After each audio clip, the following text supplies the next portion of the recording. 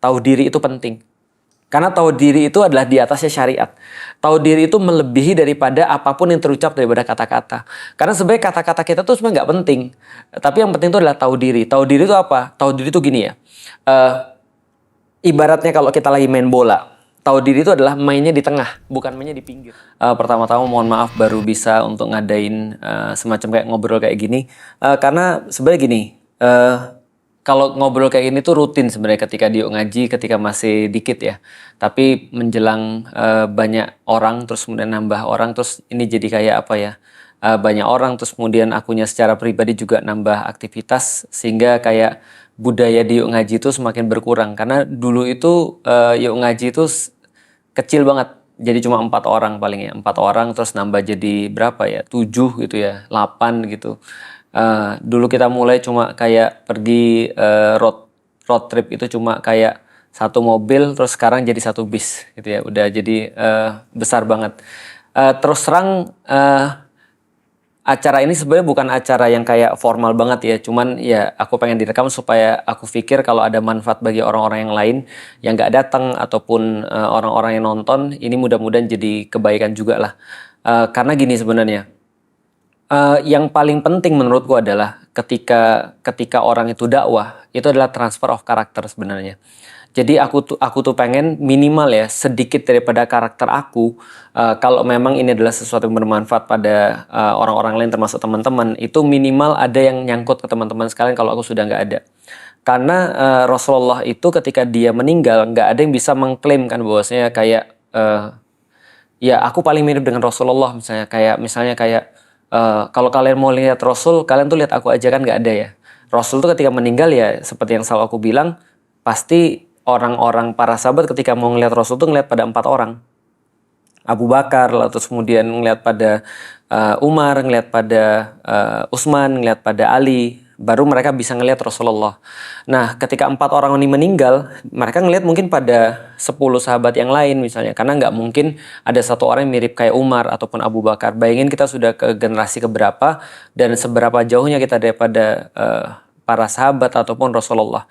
Cuman aku pikir sebagaimana ketika aku belajar di dalam dakwah itu aku meniru pada karakter orang yang menurutku ya aku suka misalnya atau aku kagumi misalnya, lalu aku coba untuk tiru, aku coba untuk berpikir apa yang dia pikirin dan seterusnya.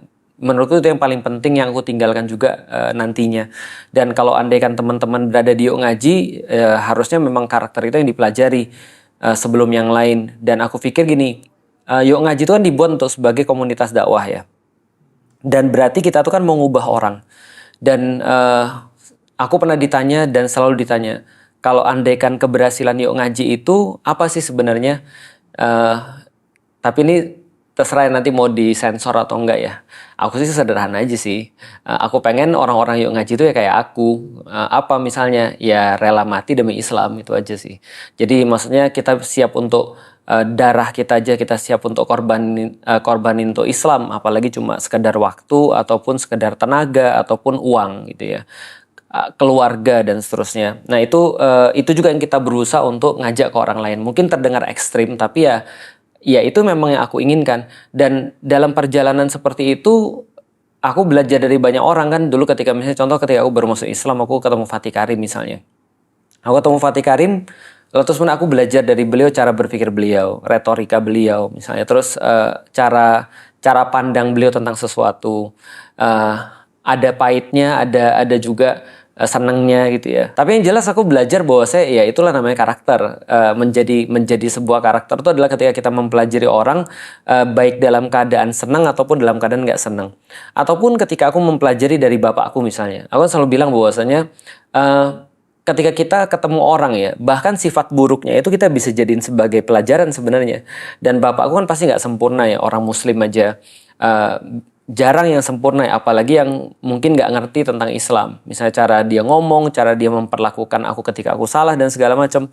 Kadang-kadang kan kita nggak suka juga ya, tapi kita belajar di situ bahwasanya oh karakter tuh nggak enak ya ternyata seperti, oh besok tuh seperti apa.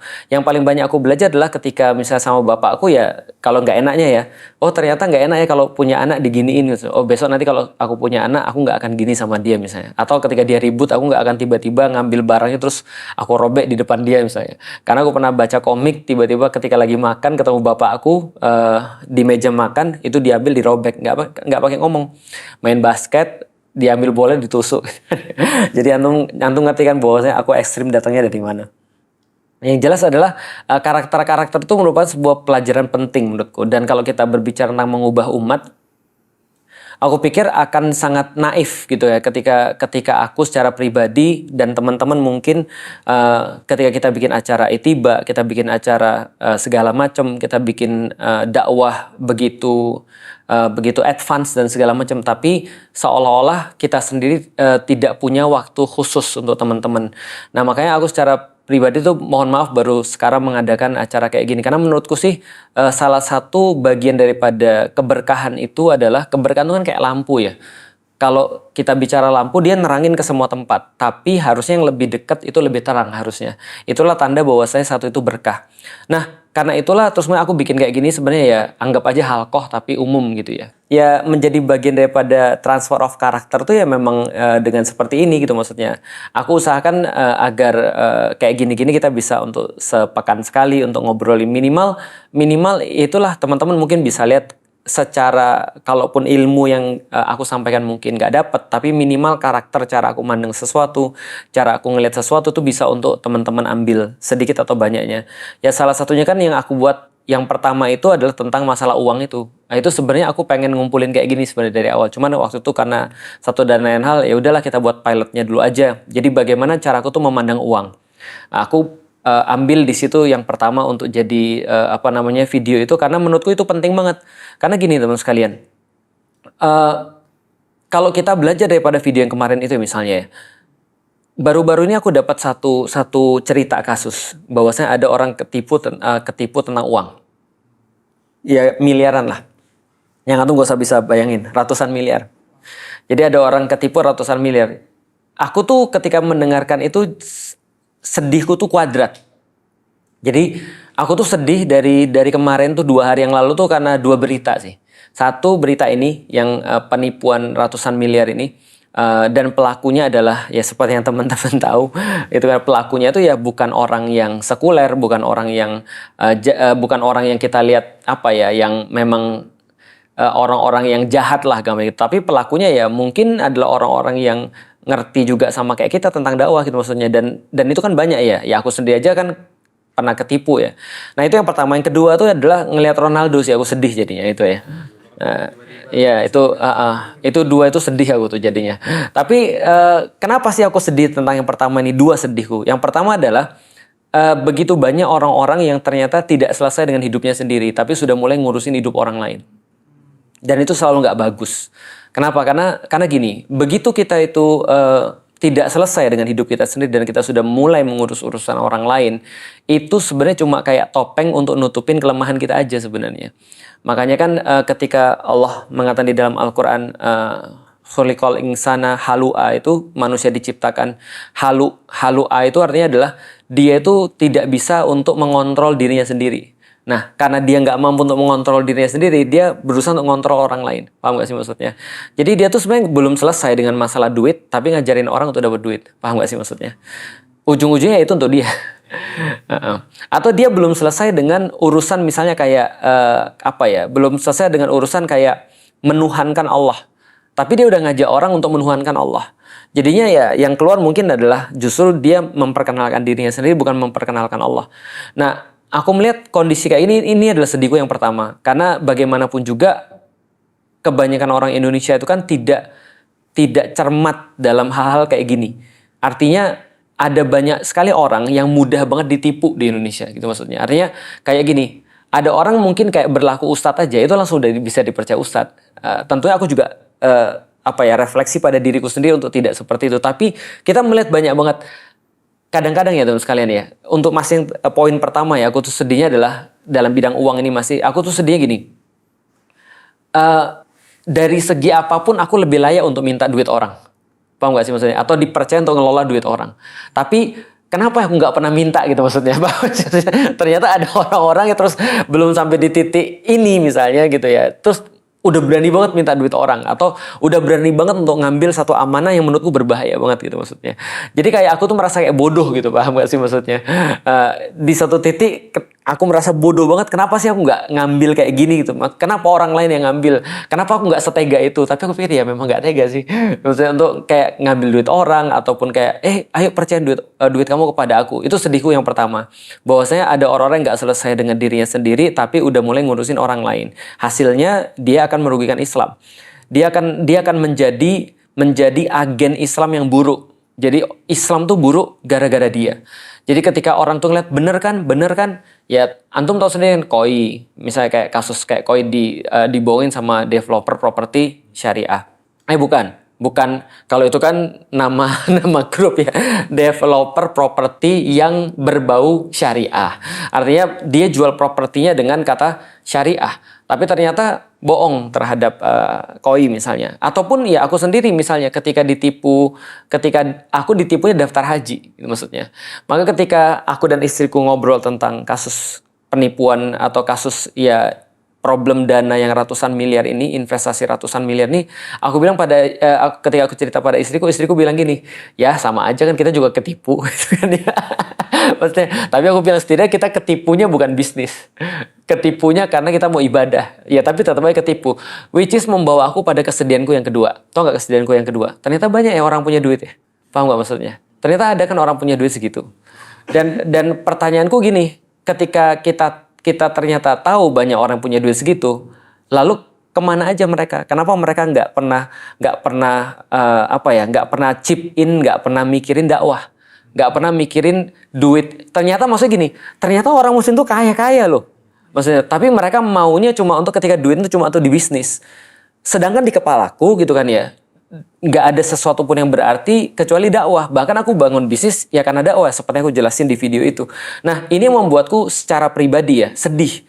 Kenapa? Karena maksudnya gini, kayak ya mungkin juga nggak layak aku merasa sedih ya, cuman kayak gagal aja sih, kayak gagal ngasih tau orang gitu maksudnya, tentang apa sih harus mereka prioritaskan dalam hidup mereka, apa sih yang harus mereka bawa mati, bagaimana sih cara mereka memandang tentang uang dan segala macam. Tapi balik lagi, ini kan semuanya tentang karakter ya, tentang masalah karakter. Kenapa aku buat yuk ngaji, lalu terus kemudian kenapa aku ngumpulin teman-teman sekalian, kenapa aku yapping soalan uang dan segala macam. Ini bagian daripada tadi pembangunan karakter tadi, supaya cara berpikirku itu minimal teman-teman tuh ngerti, sehingga besok-besok ketika andai pun teman-teman misalnya nggak di ngaji atau buat sesuatu yang lain, bukan doain ya, bukan, karena gini, sorry kalau aku kemana-mana ya, tapi aku yakin teman-teman paham. Jadi gini, yuk ngaji itu bukan metode, jadi dia itu karena dia tuh ada mulanya, dia pasti ada akhirnya. Itu sudah pasti. Mula dan akhirnya kapan? Tergantung kepentingan. Dia masih diperlukan atau sudah tidak diperlukan lagi. Aku sempat berpikir dan ngobrol sama Mas Husen. Aku bilang gini, Mas, coba kita bayangin ya Mas ya. Dulu ketika kita buat yuk ngaji, antum tahu nggak aku buat yuk ngaji umurku berapa? Umurku ketika buat yuk ngaji itu 30 tahun. 31 tahun lah. 31 tahun aku buat yuk ngaji. Sekarang coba sebutin aku yang deket-deket 31 tahun. Di kita misalnya, Sis misalnya. Siapa lagi misalnya? Fuad misalnya. Itu kan ya. Nah, antum kebayang gak sih 31 tahun aku coba untuk mikirin buat satu hal kayak yuk ngaji. Nah, aku tuh berharap salah satu keberhasilan yuk ngaji adalah ketika orang-orang 31 tahun sudah mulai mikir begitu. Artinya antum-antum yang mungkin masih 20 tahun ya, kayak mungkin ya aku perkenalkan gimana cara aku mikir ketika 20 tahun gitu maksudnya. Supaya teman-teman minimal bisa melampaui gitu maksudnya. Karena orang-orang kayak aku sekali lagi bukan orang yang istimewa sebenarnya. Cuma kerja keras aja. Cuma nggak kutunjukin aja. Dan salah satu yang menjadi kritik besar dari Wimar itu adalah dia bilang gini, Ustadz tuh harus harus kurang-kurangin ngomong orang santai gitu maksudnya. Udah gampang, udah santai. Kenapa? Takutnya orang tuh ngelihat kayak gitu tuh mudah. Padahal mereka nggak ngeliat ketika aku sudah berdarah-darah kayak apa. Aku pikir iya juga sih. Kadang-kadang aku berpikir, oh ya semuanya tuh sudah kayak mudah banget. Cuman kan orang nyampe di titik sesuatu itu sudah pasti ada sesuatu yang dia laluin. Malcolm X tuh bilang begini, kalau kamu ketemu dengan orang yang pencapaiannya lebih besar daripada kamu, padahal dia seumur sama kamu, berarti ada yang dia lakukan, kamu nggak. Udah gampang itu aja tuh. Jadi nggak ada lagi. Nah makanya dalam kasus terus kemudian karakter itu tadi aku bilang tadi, aku ketika 20-an aku berpikir orang-orang seumurku tuh normalnya gimana ya? Maksudnya gitu. Atau orang-orang 30-an tuh normalnya seperti apa ya? Nah, untuk itu aku ngobrol. Memang orang tua tuh akan yeping begitu terus di zamanku gitu kan. Tapi itulah pelajarannya gitu. Karena iya. Nggak semua orang tua pasti begitu. Aku juga pasti begitu. Tapi ya itulah cara-caranya orang tua untuk ngasih tahu setidaknya pola pikir begitu. Meskipun kita pasti nggak suka ya. Kita pasti nggak suka untuk dibanding-bandingin. Kita pasti nggak suka. Dan kita tinggal bilang aja ya itu kan beda zaman dan segala macam. Cuman memang orang tua tuh kadang-kadang memang tidak berniat juga untuk menjadikan antum semua kayak di zaman kita. Di hati kecilnya orang tua, termasuk aku ketika ngeliatin semua termasuk orang-orang yang ngaji, di hati kecilku tuh tetap harus mengakui bahwasanya zamanku tuh akan segera berakhir. Seperti Cristiano Ronaldo gitu maksudnya. Yang sudah menginjak kepala 4 orang gitu. Gak maksudku ya di hati kecilku tuh itu inevitable sih. Itu inevitable. Maksudnya bahwasanya dunia tuh harus diwariskan itu inevitable. Cuman apa yang bisa kita lakukan supaya orang-orang tuh muncul tidak ngulang dari awal kan gitu sebenarnya. Sebagaimana aku tidak ngulang dari awal. Nah, makanya tadi misalnya yuk ngaji aku buat ketika umur 30-31 tahun. Dalam satu keresahan besar. Apa keresahan besarku? Waktu itu aku udah ngaji mungkin sekitar 12 tahun dari masuk Islam. Dan aku berpikir ini gak ada breakthrough. Gitu maksudnya ketika kita bicara tentang dakwah pada anak muda ini, aku ngelihat waktu itu kita benar-benar sudah ketinggalan di bidang dakwah. Maka 2014-2015 kita tuh sebenarnya lagi rebel-rebelnya untuk melihat harusnya kita bisa melakukan sesuatu yang lebih baik gitu maksudnya. Nah dan itu kita teruskan sampai dengan sekarang kan. Nah aku tuh pengen teman-teman juga berpikir, ketika 20 tahun aku ngapain? Ketika 20 tahun, ya aku sebenarnya lagi sibuk-sibuknya untuk menjadi sesuatu. Contoh ya, misalnya ya. Aku masuk Islam umur 18. Umur 18 itu ketika aku ngelihat orang-orang, pikiranku sederhana. Pikiranku gini, gimana caranya aku bisa gantiin mereka? Tapi bukan gantiin di panggung, tapi jadi badal namanya. Contoh kayak gini ya. Antum pernah nggak ngadain acara, ustadznya nggak datang? Nggak pernah ya? Pernah ya? Berapa kali? Sering? Iya, sering banget. Gimana rasanya? Sedih banget kan? Ya. Rasanya sedih banget, kecewa. Tapi kita juga nyalain juga nggak bisa. Kadang-kadang mungkin istrinya sakit lah. Tiba-tiba ustadznya masuk rumah sakit lah. Atau gimana. Tapi kita tahu banget ngandelin orang tiba-tiba nggak bisa. Maka doaku pertama ketika aku masuk Islam adalah ketika ngeliat orang-orang itu nggak hadir. Aku bilang ini, ya Allah, kalaupun aku nggak bisa apa-apa, minimal kalau mereka nggak hadir, aku bisa jadi badal. Jadi maksudnya ya karena aku juga waktu itu sudah punya exposure sebagai orang mu'alaf kan gitu kan ya. Jadi aku bilang setidaknya aku jadi badal. Yang kedua, pernah nggak ngadain acara nggak punya duit? Nggak tahu tuh aku kalau sekarang ya. Tapi kalau di zamanku, iya balik lagi tadi. Dulu ada toko namanya Al-Amin. Al-Amin supermarket di IPB. Toko Al-Amin ini seperti namanya kan ya, sangat islami lah berarti. Dan semua lembaga dakwah itu kalau misalnya lagi ada acara itu minta sponsorshipnya pasti ke Al-Amin, gitu kan ya. Kenapa? Karena kayaknya ya kita nggak punya koneksi yang luas dan segala macam, itu pergi ke sana. Dan namanya supermarketnya cuma satu dan dimintain terus kan nggak mungkin ngasih semua kan, gitu kan, dan nggak mungkin ngasih terus kan, gitu kan ya. Nah maka aku berpikir gini, aku doaku sama Allah adalah, ya Allah kalau andaikan aku bisa dikasih keleluasaan di bidang uang, aku pengen untuk bisa nanggung dakwah ini. Kenapa? Karena harus ada yang nanggung dong, gitu kan ya. Walaupun sekarang ternyata ya semua proposal juga aku tolakin lah, gitu kan ya. Tapi setidaknya maksudnya aku punya doa seperti itu. Jadi artinya itu adalah saat-saat untuk nanam, saat-saat untuk invest, saat-saat untuk kita nggak mikirin baliknya, nggak mikirin kalau invest baliknya apa namanya, payoff ya return atau payoff lah. Kita nggak mikirin payoffnya, kita nggak mikirin returnnya, yang penting invest terus. Kenapa? Karena waktu itu aku sangat menyadari bahwasanya kalau jadi gini ya, konsepnya itu gini. Kalau antum main sosial media, misalnya kayak antum misalnya main sosial media, siapapun main sosial media, setiap kali antum posting sesuatu, yang itu adalah antum ngasih makan jamaah, gampangnya gitu ya, atau bukan ngasih makan jamaah lah, ngasih konten yang mereka suka, gitu maksudnya. Itu mereka sebenarnya kita lagi invest ke mereka. Kita keluar duit untuk bikin konten, keluar waktu untuk bikin konten, kita keluar efforts untuk bikin konten, dan balasannya adalah trust mereka ke kita. Itu adalah namanya invest. Nah, payoff atau returnnya adalah ketika kita endorse. Itu return namanya. Maka dulu di Twitter, di zaman Twitter tuh ada rumus 5-1. 5 edukasi, 1 jualan. Jadi kalau kita jualan terus kita lagi ngegrogotin tabungan kita sebenarnya. Tabungan integrity namanya. Jadi kita tuh ada integritas. Integritas itu adalah nilai kita sebenarnya.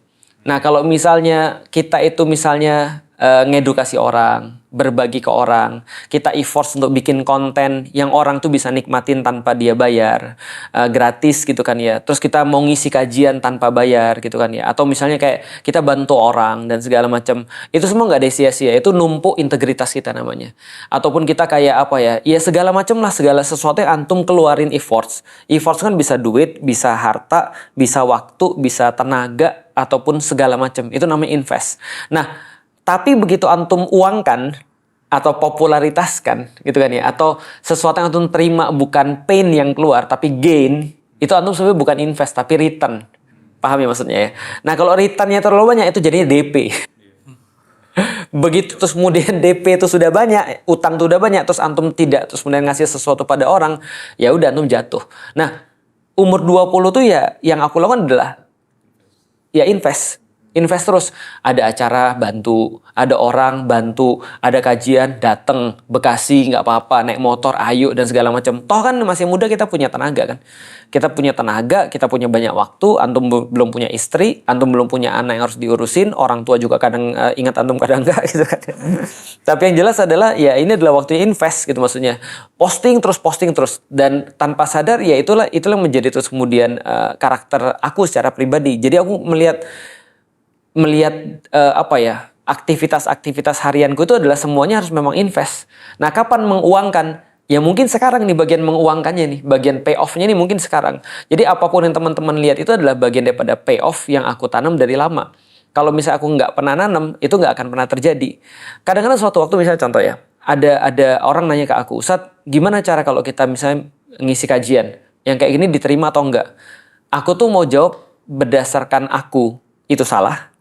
Aku jawab berdasarkan dia, itu juga kadang-kadang salah juga. Contoh misalnya kayak ada yang nanya aku, kalau aku misalnya mau ngisi kayak gini-gini terus nggak dibayar, kira-kira gimana? Kalau aku nggak mau lah. Kenapa? Contoh misalnya, kalau ngisi suatu kajian nggak dibayar ya, sebelum ngisi kajian nggak dibayar, aku cerita dulu. Kalau misalnya teman-teman yang baru nonton ini atau yang belum pernah nonton, coba nonton lagi yang kemarin tentang cara aku mandang uang. Jadi aku ngelihat sesuatu, contoh misalnya kayak kajian ya. Yang aku cari itu adalah ini ada untungnya untuk dakwah atau enggak. Contoh ya. Tiba-tiba yang manggil aku misalnya adalah Prabowo Subianto misalnya. Felix tolong dong pergi ke istana. Enggak mau lah gue ya gitu kan ya. Enggak. Iya, nasihatin pemerintah. Enggak usah. Aku diminta contoh misalnya kayak Pak Prabowo bilang datang yuk ke rumahku kita bikin kajian. Aku nanya, ini nggak diekspos kan? Nggak, ini cuma untuk aku dan keluargaku aja. Siapa? Ya keluargaku yang itulah. Ya, kan, keluargaku kan banyak ya maksudnya. Ya, sama keluarganya. Tanpa mikir apapun aku datang. Tanpa mikir apapun. Mohon maaf ini bisyarahnya berapa? Nggak ada bisyarah, nggak ada urusan. Jangankan misalnya presiden yang minta ya. Contoh misalnya kayak siapapun lah yang punya pengaruh, yang punya yang punya koneksi ataupun yang punya followers dan segala macam, itu aku dengan senang hati datang, gitu kan ya, senang hati banget aku datang dan aku ngisi di situ. Tapi kalau tidak, ya berarti harus ada sesuatu yang aku dapat untuk menguntungkan dakwah. Tapi kalau nggak ada untungnya buat dakwah, untuk apa? Apalagi kalau cuma dimanfaatin orang, paham maksudnya? Itu berarti aku kan lagi pay off kan, cuma untuk orang lain. Nah terus nggak ada untungnya untuk dakwah, terus ngapain? Nah jadi contoh misalnya kayak gini, ada satu channel yang pernah ngundang aku. Aku lihat followersnya berapa. Wah 1 digit gitu kan ya. Aku bilang mohon maaf nggak bisa. Orang-orang bilang kan kenapa nggak mau? Ustadz datengin yang ini mau, ini datengin mau. Aku tanya, kamu nggak lihat followersnya berapa? Karena aku tuh pendakwah, aku tuh bukan orang yang sedekah. Dalam arti sedekah, ya aku datang sana kan aku bawa exposure. Aku bukan kayak gitu. Harus ada sesuatu yang aku dapat untuk dakwah, bukan untuk aku. Karena akunya sendiri sudah punya followers. Yang aku perlu adalah untuk dakwah. Gimana konversi untuk dakwahnya? Kalau gitu gimana? Ya kamu bayar. Karena aku perlu untuk biayain dakwah ini. Kalau aku perlu buat untuk program dan segala macam. Nah itulah kenapa Xiaomi ada di sini kan. Karena ada transaksi itu kan. Lah kalau nggak ngapain kita pajang di sini asik gitu kan ya. Lah karena memang ada transaksi untuk dakwahnya. Itu yang kita mau. Kita nggak perlu duitnya. Makanya aku bilang sama anak-anak kan jangan sampai deh pokoknya semua endorse termasuk dari Xiaomi dan segala macam kita pakai untuk keperluan biayain anak kita makan, ngasih anak kita ke sekolah, jangan sampai deh. Kenapa? Karena yaitu pertama harga diri gitu kan ya. Yang kedua nggak tepat aja bagi aku kita minta duit umat untuk terus kemudian kita pakai untuk secara pribadi. Nah tapi balik lagi, ini adalah contoh karakter. Jadi ketika ditanya misalnya, Ustadz kalau aku misalnya dakwah ke sini aku terima atau enggak ya? Kalau aku zaman dulu aku terima. Kenapa? Karena waktu itu adalah waktu invest. Kita lagi nanem nih, dan orang yang nanem tuh seringkali nggak bisa milih. Ketika ada yang minta aja kita sudah mau kan gitu kan ya. Zaman dulu jangankan kita ketika kita ngisi, kita bayar untuk dakwah itu udah biasa. Maksudnya, berarti Ustadz bayar untuk dakwah tuh maksudnya gimana? Maksudnya gini, kita ngadain acara, kita bikin acara itu kan perlu duit kan. Terus kemudian ketika datang 3 biji atau 5 biji, itu kan kita kayak bayar untuk dakwah gitu maksudnya. Atau kita beli slot waktu di TV untuk nyampein ide kita seperti apa, itu kan dakwah. Maksudnya itu kan bayar untuk dakwah. Nah, maksudku adalah umur-umur segitu, jangan sayang apapun, karena waktunya untuk invest, jangan ngitung apapun. Nah, mengenai terus kemudian aku cerita kadang-kadang yang sering aku salah. Jadi kalau aku cerita gini, tolong dimengerti konteksnya ya. Jadi konteksnya adalah aku cerita sebagai orang sudah tua dan capek. Ketika diundang di satu tempat gitu, tiba-tiba panitia dalam tanda kutip nggak tahu diri gitu kan ya. Mumpung Ustadz Felix dateng nih gitu kan, kita manfaatin lah. Aku tahu dia baik, cuman nggak tepat aja gitu kan ya. Dia baik untuk Islamnya, dia benar, cuman nggak tahu diri aja gitu maksudnya. Dan tahu diri itu di atas daripada syariat. Jadi bayangin ya, aku pernah pergi ke daerah antum gitu kan ya. Gitu kan ya. Orang-orang Makassar kan semangat ya. Orang-orang Bugis lah semangat banget tuh. Pokoknya apalagi kalau udah kedatangan ustadz-ustadz yang ini kejadian bukan tahun-tahun ini sih, lama banget sudah. Mungkin antum masih belum lahir lah atau mungkin antum masih SD. Jadi ketika sampai sana aku udah telepon tuh, aku bilang misalnya, nanti aku sudah ngerti orang-orang kayak apa. Nanti aku sudah landing, aku mau istirahat. Karena acaraku besok itu subuh. Aku bilang gitu kan. Jadi aku landing istirahat ya, gitu misalnya. Terus aku bilang, hotelku udah dipesenin kan. Jadi dulu itu teman-teman sekalian, mohon maaf ya kalau ini ngacak ya, tapi aku pengen cerita aja. Dulu itu aku terserah panitia. Dan ketika terserah panitia itu jadi kayak apa ya, bener-bener kayak kacau banget tuh. Misal contoh ya, naik Batavia Air jam 9 sampai sana jam 11 gitu. Pulangnya juga jam 11 sampai sini jam setengah 1. Pokoknya stres kayak gitu lah pokoknya. Nah, lama-lama aku bilang gini, oke, aku pergi kemana, aku ngitung biasanya. Pesawatnya berapa, terus hotelnya berapa, terus aku tambahin 75.000 untuk biaya dari rumah ke bandara dan pulang. 150 berarti naik taksi gitu kan ya, bolak-balik. Nah, jadi itu aku bilang udah dipesenin hotelku karena aku yang udah nentuin, pesawatku udah aku pesan sendiri. Aman Ustadz. Antum tahu apa yang terjadi? Pas landing, panitia bilang, "Mohon maaf Ustadz, kita tuh sebenarnya sudah minta Ustadz untuk istirahat, tapi ini ada mahasiswa sudah nunggu di masjid." Paham tuh? Aku kan sudah bilang aku mau istirahat, aku bilang gitu. Karena besok tuh aku ngisi subuh sampai maghrib. Aku bilang gitu. Tapi Ustaz mohon maaf nih, ini sudah mereka sudah kumpul. Ya Ustaz datang aja lah, ngisi 10 menit juga nggak apa-apa. Aku bilang nggak mungkin, dalam hatiku ngisi 10 menit itu nggak mungkin. Kalau sudah datang ya udah gitu maksudnya. Mereka lihat wajah-wajah mereka nggak mungkin untuk kita tinggalin kan. Akhirnya aku datang lah sana, landing jam 11:30. Sampai di sana jam 10 sampai jam setengah 12. Habis setengah 12 aku bilang, yuk kita langsung istirahat ke hotel. Di tengah jalan panitia bilang ini, Ustadz mohon maaf, ini ada jamaah yang nawarin tempatnya untuk dipakai. Aku bilang, loh antum belum booking hotelku? Aku bilang gitu. Mohon maaf Ustadz, ini dia maksa untuk tempatnya dipakai. Aku udah kesel banget, udah setengah 12 sudah capek. Aku bilang ya udahlah nggak apa-apa. Antum tahu aku dinepin di mana? Aku dinepin di ruko lantai 3 yang sudah nggak pernah dipakai berapa tahun, aku nggak tahu. Jadi begitu aku ngeliat ini udah kayak gudang, lebih parah daripada gudang. Pokoknya kalau gudang ini lebih bersih lah pokoknya. Jadi lebih parah daripada gudang. Ketika tidur Anton tahu kepinding, gatal-gatal gitu kan ya. Terus hidungku kan nggak bagus ya. Bersin aku bersin nggak berhenti dari jam 11:30 nggak tidur sampai jam 3. Jam 3 aku berharap panitia nggak jadi besok kajian subuh. Aku berdoa sama Allah, ya Allah mudah-mudahan nggak jadi, ya Allah nggak jadi. 3:30 dijemput panitia dalam keadaan aku benar-benar nggak istirahat. Besoknya aku ngisi, terus subuh aku ngisi lagi dari pagi sampai ke sore. Dan langsung pulang besoknya, terus kemudian di Jakarta aku istirahat selama sepekan, sakit, dan harus batalin beberapa kajian. Nah itu kalau aku sekarang ditanya gimana? Enggak, tentu saja. Tapi kalau teman-teman yang awal harusnya memang ya jalanin aja. Karena kalau aku jawabnya berdasarkan aku itu salah, aku jawabnya berdasarkan antum itu juga kadang-kadang salah menurut aku. Jadi ya itu, tapi memang kondisinya adalah sesuatu yang berbeda. Sehingga kalau misalnya umur 3 bulan ya harusnya invest. Invest itu seperti apa? Lakukan yang terbaik. Invest itu dengan apa? Uang. Kalau nggak dengan uang adalah tenaga. Kalau nggak dengan tenaga ya dengan waktu. Kalau nggak dengan skill. Apapun itu, invest. Artinya kita tuh berusaha untuk meningkatkan integritas diri kita. Sehingga besok-besok kalau diperlukan untuk bisa untuk pay off. Atau diperlukan untuk return. Kita bisa ngasih itu. Nah itu adalah namanya integritas. Dan semua di kita itu sekarang. Itu hidup dari situ sebenarnya. Contoh misalnya kayak Gozi, Sahar misalnya, ataupun Grey, ataupun semuanya lah sini. Ketika antum bisa gabung di sini, ya tuh antum pasti ada nampung satu integritas yang lain yang bisa akhirnya membuat antum tuh bisa gabung di sini.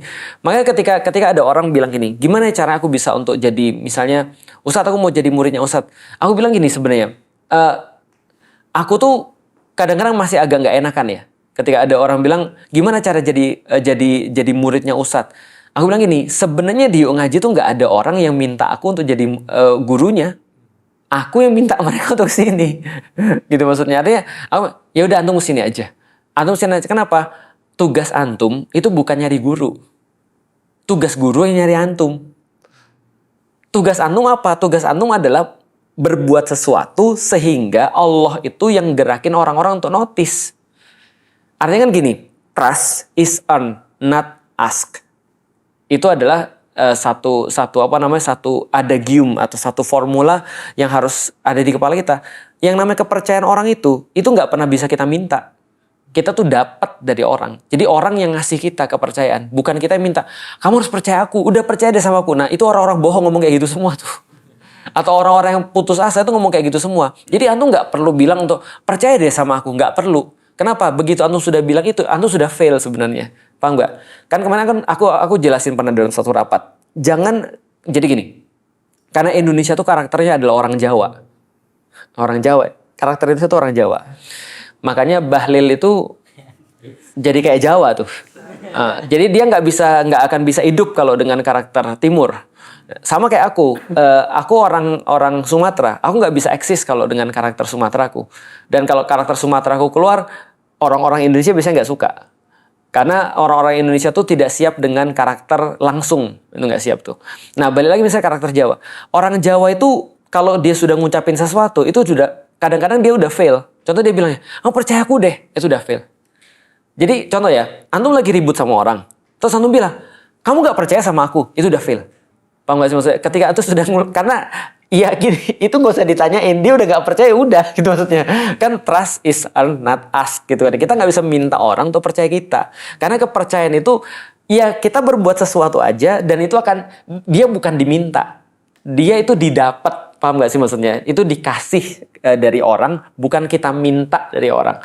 Nah itu adalah sesuatu yang harus ada, terus kemudian juga termasuk di Yuk Ngaji. Maka di Yuk Ngaji ini kan ketika kita bahas tentang tadi, nanem, invest, dan segala macam. Di Yuk Ngaji ingat apa yang aku selalu bilang pada teman-teman sekalian ketika teman-teman datang, tahu diri itu penting. Karena tahu diri itu adalah di atasnya syariat. Tahu diri itu melebihi daripada apapun yang terucap daripada kata-kata. Karena sebenarnya kata-kata kita tuh sebenarnya nggak penting.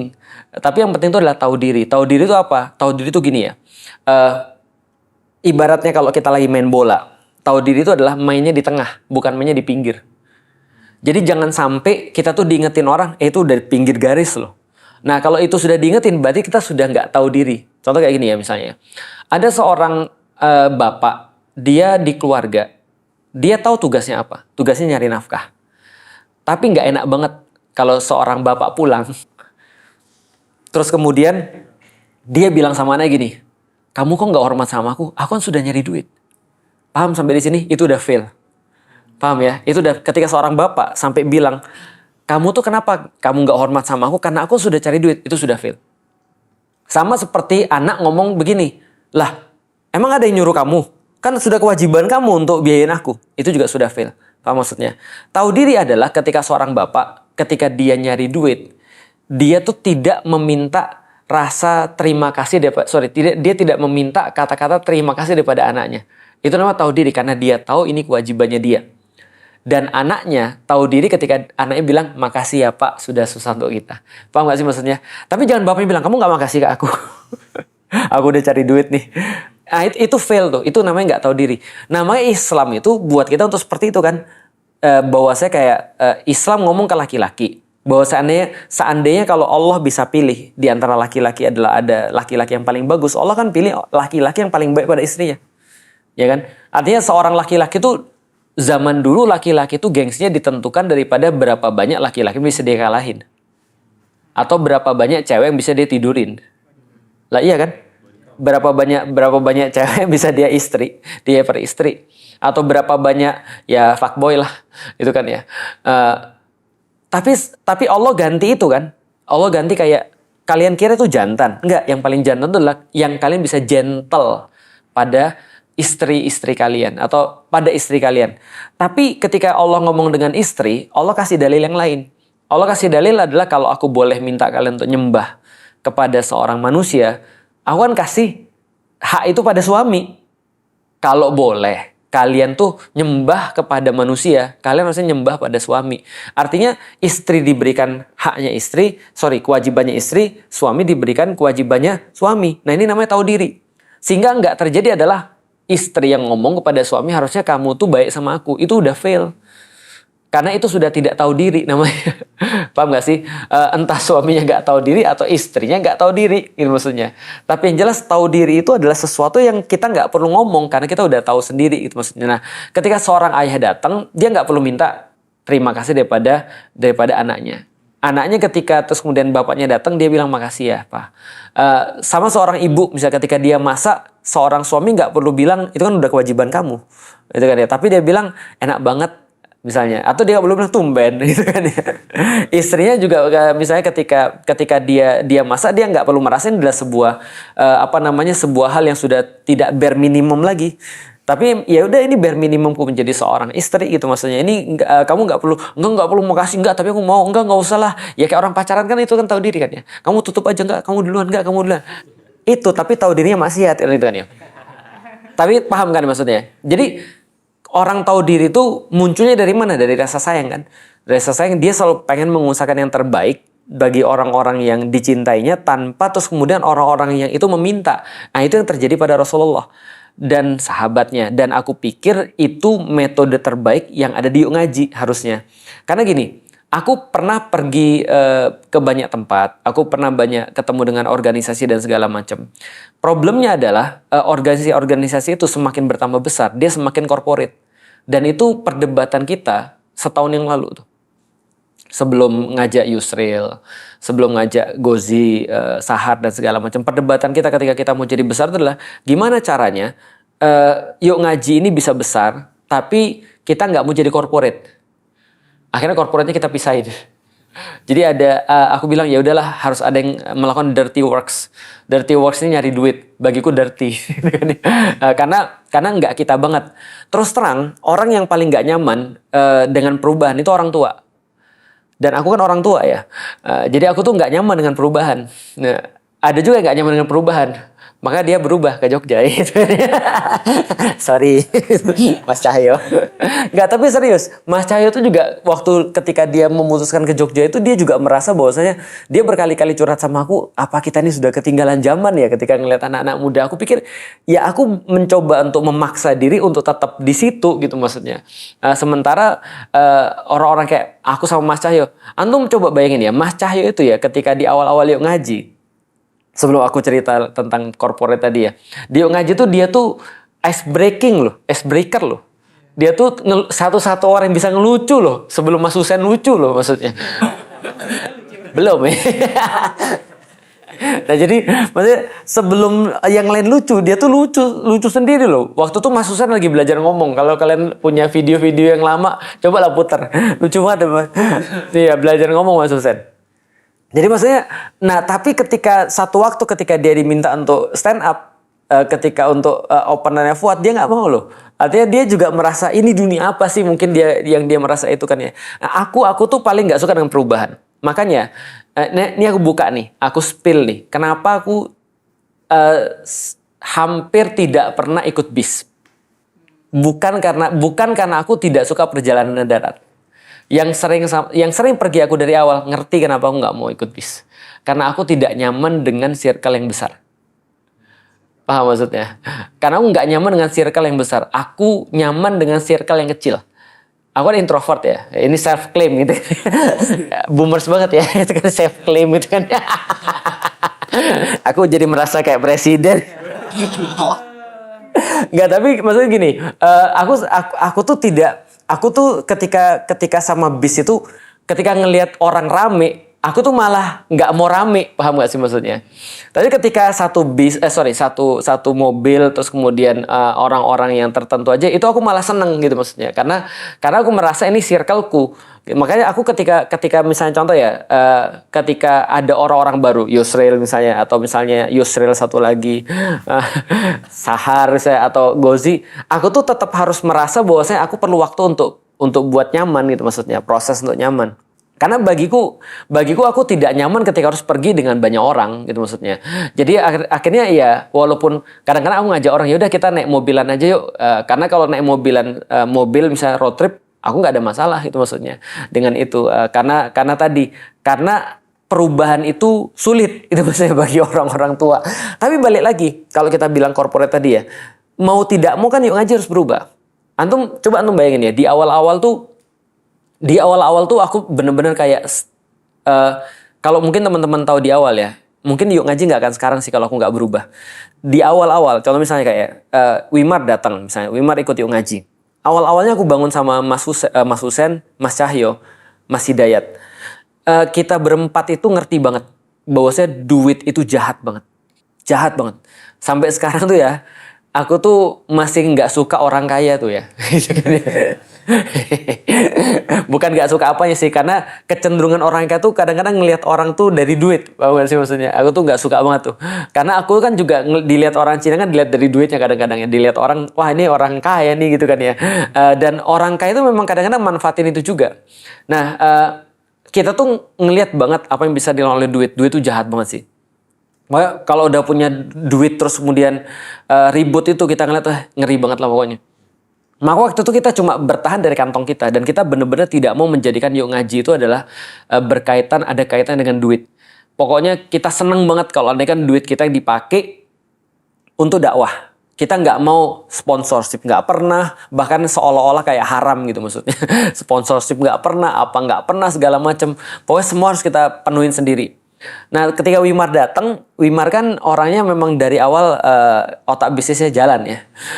Dan dia bilang, "Yaudah, aku bisa bantu di mana?" Akhirnya kita kasih ini, "Yaudah, kamu ngurusin Ki aja." Jadi pokoknya kita tuh sudah buat ini. Yuk Ngaji kan dibuat sebagai wasilah untuk dakwah ya, supaya memfasilitasi orang-orang yang dari online menjadi offline. Nah, setelah offline ini harus dibina kan. Maka kita serahin ke Wimar. Waktu itu Wimar di Bekasi awal-awal dia buka 150.000 untuk key-nya itu.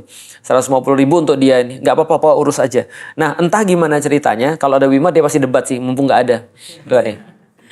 Nah, entah gimana ceritanya, ada syirkah nih ceritanya. Ada syirkah antara Wimar sama orang-orang di Bekasi. Jadi pokoknya syirkah untuk buat semacam kayak follow up daripada Yuk Ngaji. Begitu aku dapat laporan, ada follow up Yuk Ngaji, follow up itu dijadiin bisnis. Ada syirkahnya. Besoknya langsung aku bilang, "Mas, kita pergi ke Bekasi." Aku bilang, "Hari ini juga bubar." Nggak boleh. Aku bilang nggak ada. Pokoknya nggak ada syirkah-syirkahan. Kalau urusan pribadi kalian, mau bikin bisnis, mau bikin training, mau bikin terserah. Tapi aku bilang aku nggak mau untuk yuk ngaji ada yang kayak gitu-gitu. Pokoknya aku nggak mau ada duit di urusan dakwah. Aku nggak mau sampai ada orang merasa bahwasanya di dalam dakwah tuh ada duitnya. Karena aku pikir gini, contoh misalnya, antum ngisi ki misalnya, antum taruhlah, oh ini syirkah, aku dapat dari sini misalnya 50% misalnya taruhlah. Berarti kalau ada keuntungan misalnya segini, antum dapat misalnya taruhlah 5 juta dari sini. Hari Rabu ada ki sama satu lagi ada yang lain. Antum pilih yang mana yang ada duitnya dong. Nah aku nggak mau kayak gitu, karena karakterku milih sesuatu bukan karena duit. Karakterku milih sesuatu adalah karena keuntungan dakwahnya itu apa, bukan karena keuntungan aku. Kalau keuntungan aku, ngapain aku terus kemudian ngurusin yuk ngaji gitu maksudnya. Nah itu terus kemudian aku di awal-awal susah banget bagi aku untuk adaptasi. Tapi lama-lama aku pikir iya juga ya, kita nggak bisa besar kalau memang nggak ada uang. Maksudnya kalau kita terus bertahan pada kantongku dan kantong Mas Husen doang gitu kan ya kantongku dan kantong Mas Husen ya juga terbatas gitu maksudnya. Akhirnya ya kita mulai bertambah besar. Dulu rapat tuh nggak ada makanan, benar-benar nggak ada makanan.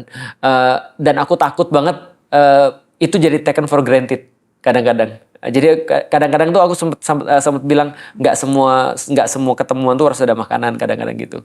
Dulu tuh ya kalau ada air aja udah wah ada air nih gitu maksudnya.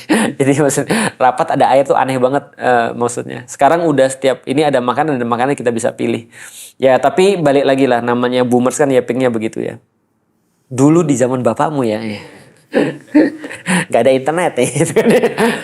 Ya kayak gitulah. Nah tapi balik lagi ketika perubahan itu terjadi itu bagiku susah juga karena kita debat. Bahkan untuk masukin Hawariyun waktu dulu, terus kemudian Sifrun waktu dulu masih sama Sifrun itu juga sulit banget bagi aku karena waktu dulu kita kayak membuka yuk ngaji itu udah lebih kayak eksklusif gitu maksudnya. Kayak apa ya, sudah kayak industri gitu maksudnya. Jadi aku waktu itu perdebatannya adalah sesederhana kita itu mau jadi etalase atau kita tuh mau jadi produk. Kalau dulu kan kita produk, kita pakai ini langsung untuk dakwah. Tapi sekarang kita jadi kayak etalase. Maksudnya nanti gimana kalau nanti jadi iri-irian dan seterusnya. Antum paham gak sih? Tambah jadi gini ya. Semua dulu exposure-nya ada di aku. Dan aku pakai semua exposure untuk dakwah. Selesai. Paham ya? Tapi begitu ada orang baru, aku harus bagi exposure itu ke mereka. Ini aku bilang jadi etalase. Jadi yang aku lakukan ini sekarang sudah potensinya dua. Bisa jadi menambah kebaikan, bisa jadi fitnah. Paham maksudku? Jadi exposure-ku itu sekarang dikonversi untuk orang lain. Nah yang belum tentu orang lainnya ini bisa untuk live up expectation gitu. Nah jadi itu kita buat di 2017. Dan sampai sekarang itu juga sama. Pikiran kita ketika harus diluasin lagi, aku pikir gini. Termasuk ketika itiba. Mungkin antum nggak tahu ketika itiba. Itiba itu kan bagaimanapun juga ada bagiannya kan ya. Ada keuntungan yang didapat walaupun mungkin nggak seberapa dibandingkan acara-acara yang lain itu kan ya. Tapi yang lebih penting adalah ada privilege yang didapat. Contoh keluar kota, makan segala macam. Itu aku sampai bilang loh terakhir, aku nggak mau ya sampai ada orang-orang iri ketika terus kemudian ada yang dibawa ke itiba, ada yang nggak. Terus merasa terus kemudian wah aku kenapa nggak ikut itiba dan segala macam. Intinya pokoknya ya yang dipikirin bukan dakwah, tapi yang lain. Maksudnya jangan sampai ya, makanya terakhir kali aku bilang kan nggak ada satupun yang dibagi dari itiba. Aku bilang gitu kan, nggak ada satupun yang dibagi kalau kita dapat duit. Kalaupun iya, itulah aku bilang sama pengurus kemarin, kalau iya itu adalah ihsan. Paham maksudnya ihsan? Ya, yang aku kasih tahu kepada semua. Kenapa ihsan? Ihsan tuh kayak bapak nyari duit ke anaknya. Paham maksudnya? Jadi bapaknya bilang, nah ini duit ya nak. Tapi anaknya nggak bilang ini. Ya kan itu udah kewajiban kan. Paham gak sih maksudnya? Dan kita juga gak merasa karena gue udah kasih duit lu ya, nyembah lu sini gitu. Gak gitu juga. Nah itu konsep tahu diri yang kita coba untuk bangun di Yuk Ngaji. Jadi Yuk Ngaji tuh aku gak mau Yuk Ngaji itu jadi korporat. Karena kalau jadi korporat antum akan kerja karena uang. Meskipun aku ngerti, balik lagi tahu diri ya. Tahu diriku tuh adalah, aku tuh sedih tau gak ketika tanya sama orang-orang yang ngaji di awal. Aku bilang sama Ridho, aku bilang sama semua. Andai kan Yuk Ngaji bertambah duitnya atau bertambah kaya lah gampangnya. Aku pastiin yang dapat pertama kali adalah editor. Kenapa? Karena aku ngerti kita gaji editor itu bener-bener kesian gitu kan. Bener-bener kesian. Editor sama sis aja lebih tinggi gajinya sis loh. Padahal sis aja gajinya nggak naik. Tapi Tapi paham kan? Itu adalah pikiranku. Bukan pikiran antum harusnya gitu. Karena kalau pikirannya jadi pikiran antum, jadinya fail. Tapi kalau pikiranku jadi gini, ini kan dakwah, kenapa antum harus mengharap, itu juga fail. Nah, jadi yuk ngaji itu bertitik tolak daripada tahu diri itu. Bapak mikirin urusan bapak, anak-anak mikirin urusan anak-anak. Gitu kan maksudnya. Orang-orang tuh harusnya begitu. Nah, inilah yang yuk ngaji aku pikirin harusnya menjadi sebuah konsepnya, menjadi sebuah terus bangunannya, menjadi sebuah terus kemudian kayak eksistensinya, yaitu adalah berbasis pada tahu diri ini. Dan begitu ada yang ngelanggar tahu diri ini, itu pasti terjadi disruption tuh. Itu pasti ada terjadi sesuatu yang nggak pas lah. Kenapa? Karena kita nggak bangun ini melalui sistem manajerial corporate. Karena kalau manajerial corporate, menurutku sih nggak sehat sih. Aku ngerti corporate itu bisa akan menaikkan level kita kayak multinational company itu. Kita gaji antum profesional, kita gaji antum benar-benar bagus gitu kan ya. Mungkin kayak yang antum tahu di tempat-tempat yang lain. Tapi antum tidak akan dalam tanda kutip dianggap sebagai keluarga kan. Ya udah pekerja aja. Dan antum pun akan mikir, ya udah jangan libatin aku Sabtu Minggu ya gitu kan ya. Padahal aku minta. Aku bukan minta aja. Aku udah cerita ke Gozi, aku cerita ke Sahar. Gimana caraku berpikir tentang Sabtu Minggu. Aku berpikir Sabtu Minggu itu adalah justru kerjaku di Sabtu Minggu. Karena aku bukan orang biasa. Kalau antum karyawan, antum Sabtu Minggu harus libur, me time, keluarga. Dalam pikiranku enggak. Sabtu Minggu itu justru aku kerja. Senin sampai Jumat aku istirahat. Maksudnya istirahat tuh ya kerja kantor, itu istirahatku. Karena Sabtu Minggu aku kan kajian. Waktu dulu ketika aku masih belum kayak sekarang maksudnya. Dulu kan aku harus office hours, Senin sampai Jumat ngurusin ini, tapi itu bagiku istirahat. Kenapa? Karena Sabtu Minggu aku bisa ke 2 kota untuk ngisi. Nah, jadi pikiranku itu kalau ada Sabtu Minggu, meskipun kantor nggak ada Sabtu Minggu, aku tetap ke kantor loh. Tau nggak? Nyari internet. Ke kantor cuma untuk nyari internet karena di rumah nggak ada internet. Jadi begitu aku pulang ke rumah, aku kehilangan data, aku kehilangan nyari sesuatu padahal internetnya lambat banget loh. Maksudnya nggak seperti sekarang. Download waktu itu kita download cuma 720p kalau film. 720p itu pun 3 hari itu download tuh. Gitu kan ya. Serius. Makanya pokoknya sedih lah pokoknya.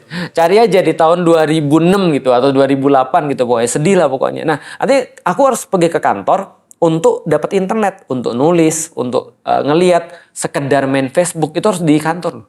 Karena di rumah nggak bisa main Facebook lagi. Di rumah nggak bisa main Twitter lagi. Harus di kantor. Nah itu masalah dulu. Nah itu yang sehingga ketika aku bilang pada teman-teman tuh, antum sekarang udah difasilitasin semua itu. Bahkan antum tidak lagi kayak aku. Aku dulu mikir sama Allah, ya Allah kapan ya Allah, ya Allah kapan ya Allah aku bisa punya duit tapi nggak usah ke kantor. Paham nggak sih? Nah literally antum kan dalam tanda kutip ini adalah hobi sekaligus penghasilan gitu maksudnya.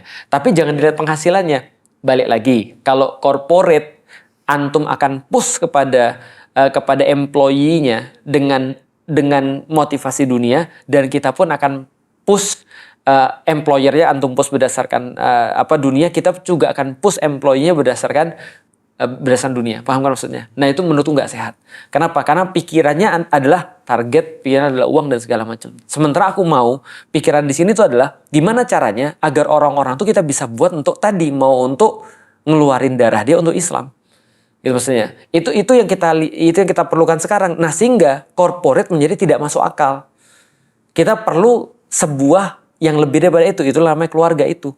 Nah makanya aku bilang, kenapa di ngaji itu penting banget untuk tahu diri gitu kan ya, segala macamnya.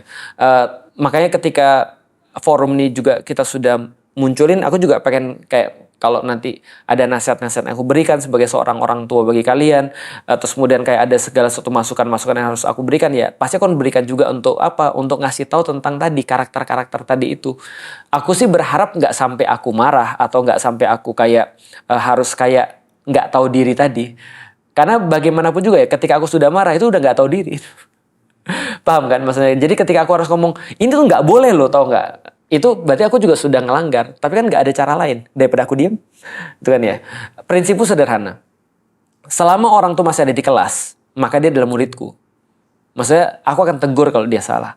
Tapi kalau dia udah keluar dari kelas, berarti aku nggak ada kewajiban untuk ngasih tahu orang lagi, karena orang tuh hanya dikasih tahu kalau dia mau denger. Kalau nggak mau denger ya berarti ya nggak dikasih tahu. Ya itu sih yang perlu aku sampaikan dalam sharing hari ini, karena menurutku sih bagaimanapun juga karakter-karakter itu yang sangat penting banget, dan tahu diri ini menjadi penting bagi kita juga. Ingat ya, tahu diri itu adalah sesuatu yang melebihi syariat. Syariat itu nggak akan kepake kalau antum sudah pro. Dan nggak, level syariat itu tidak akan kepake untuk komunitas dakwah yang bagus. Hanya saja, balik lagi ya, kalau akhirnya antum harus di-push dalam level itu berarti nggak sehat. Paham gak sih maksudnya? Jadi jangan buat orang-orang, termasuk tahu diri itu adalah jangan buat orang tua ini untuk juga nge-push ke situ, karena kita juga nggak pengen gitu maksudnya. Tapi juga teman-teman juga harus memang ngerti seperti apa jalannya sehingga tadi semua berjalan dengan sebagaimana mestinya. Gimana cara ngomongnya? Gini.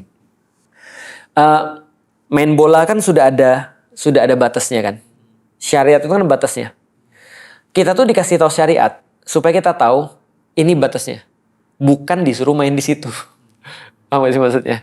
Nah, besok-besok aku ngasih tahu kenapa kita harus main di tengah. Tapi untuk tahu diri itu kita harus tahu dulu syariatnya. Jadi etis itu di atas syariat. Bukan berarti lebih bagus daripada syariat. Tapi itu memang adalah, etika itu adalah kalau kita sudah tahu aturannya, baru main di tengah. Makanya first you play by the rules itu. Kalau by the rules aja kita belum bisa, jangan harap kita bisa tahu diri. Paham maksudnya? Jadi syariatnya dulu kita tahu, tapi jangan main di situ. Kita udah nggak layak main di situ, kita udah mainnya di sini nih, gitu maksudnya. Nah sehingga misalnya contoh ya, ada beberapa komplain ke kita dan segala macam, kita harus tahu kita tuh sudah di atas yang lain loh, maksudnya. Kita tuh udah ngurusin orang, maka harusnya udah kita di sini nih. Kira-kira gitu. Ada yang mau didiskusin silahkan. Tapi jelas nggak sih yang apa yang aku sampaikan tadi tentang tahu diri tadi, tentang invest, tahu diri segala macam. Aku tadi padahal mau nyampein tentang materi tentang no excuse padahal. Nah nantilah besok-besok. Ya intinya sih, spillnya sih, kalau ada satu hal aku ditanya misalnya ya, apa yang aku harus ajarin anakku lebih daripada yang lain ya, selain daripada akidah dan segala macamnya. No excuse. Itu penting banget tuh. Pokoknya jangan keluar kata tapi, jangan keluar kata nanti. Nanti materinya nanti tuh. Keluar tuh.